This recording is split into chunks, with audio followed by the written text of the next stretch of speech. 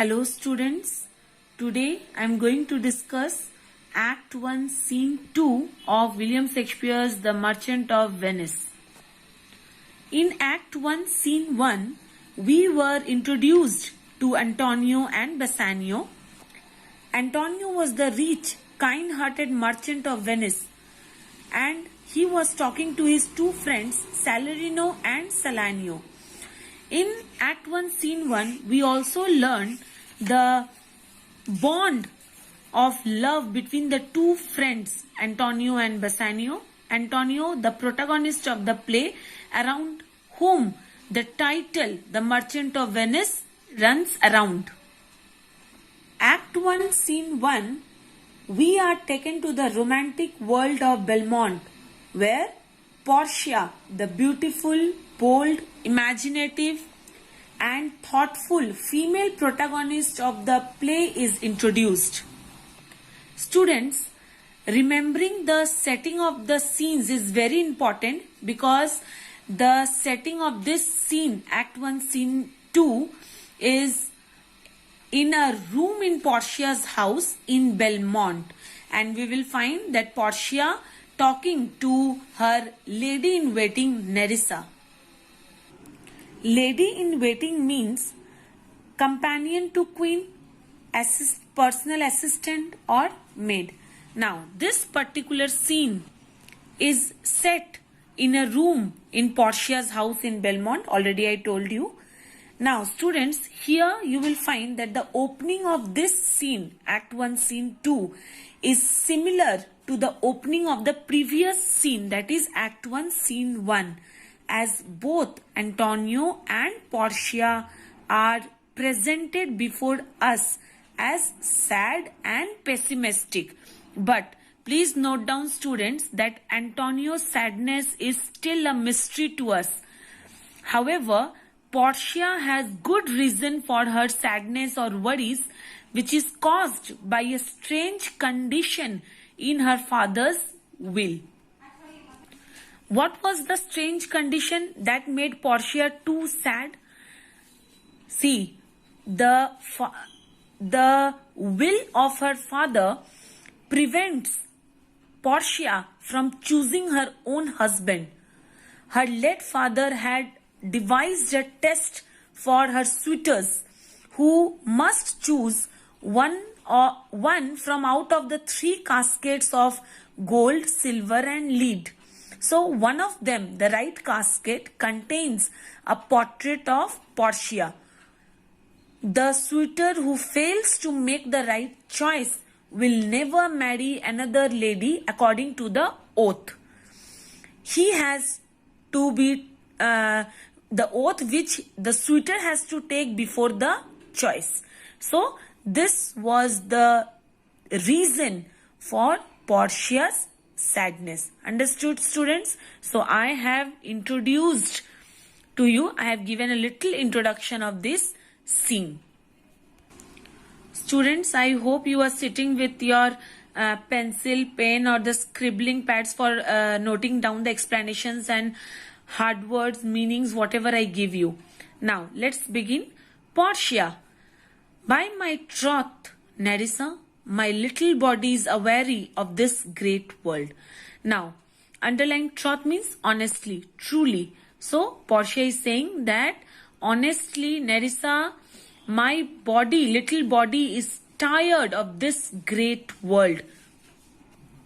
Students, I will explain you what Nerissa replied to Portia's comment. Before I start explaining this context, please underline some of the words. Underline surfeit means have excess of something or overfed. Okay. Then you have the word superfluity means having too much. TOO, having too much. Underline competency, having sufficient means for a comfortable life. Done. Next you have mean, MEAN mean, little or slight. Now, I will explain this context. Here, Nerissa told Portia that she would be tired if her miseries, you can see, if her miseries were as great as her fortunes. Here abundance means great, sufficient, much, anything you can write here. According to Nerissa, those people who had excess of anything suffered as much as those who had nothing. Hence, a middle position was the happy position. When you will read this, you will find whatever I am dealing with, whatever I am explaining, you will get here. So, Nerissa is trying to say that any man who has too much of anything who is actually overfed with something, ages faster or grows older much faster, and he gets white hair. You can see here white hairs. White hair, and as a result also dies very soon.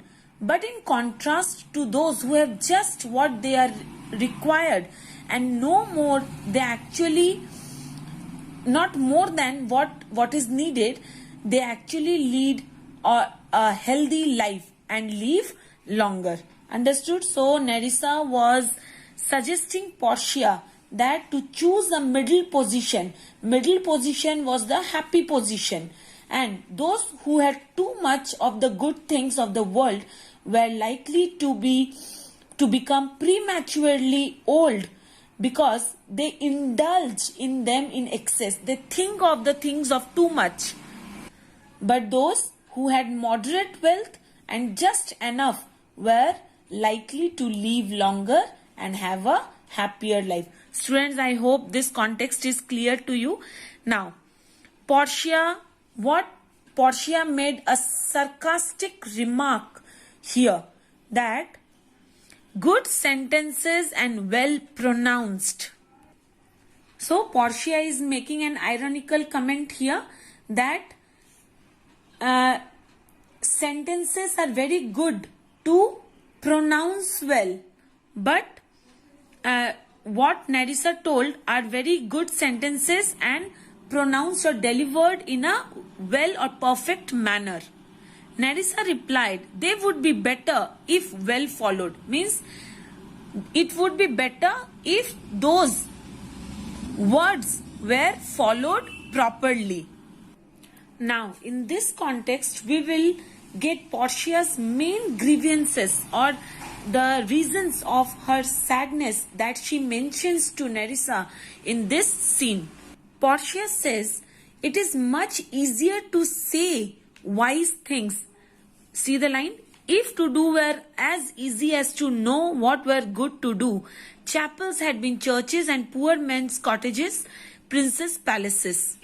Portia is saying that if doing the good things were as easy as saying or knowing them, then places of worship like chapels are the small prayer rooms, would be like churches.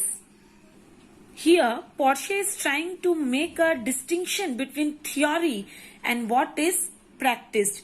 Portia is putting her arguments, that is to know is anything as a theory is another thing, and to put the theory in practice is another thing. So she says that if doing good things were as easy as saying or knowing them, then the places of worship like chapels, small places of worship, would be like churches, and the places, the happiness of the poor would have transformed their cottages into palaces. Then it is a good divine that follow his own instruction. Underline divine means priest.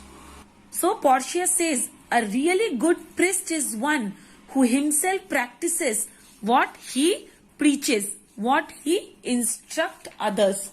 So she can then Portia is saying, I can easier teach 20 what were good to be done. So she can easily teach others what ought to be done, but she cannot be one of them and follow her own teachings.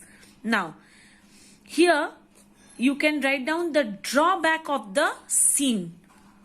sorry, not drawback, the backdrop of the scene. So the backdrop of the scene is the will of Portia's father imposed or laying down the conditions as how to Portia is to get married.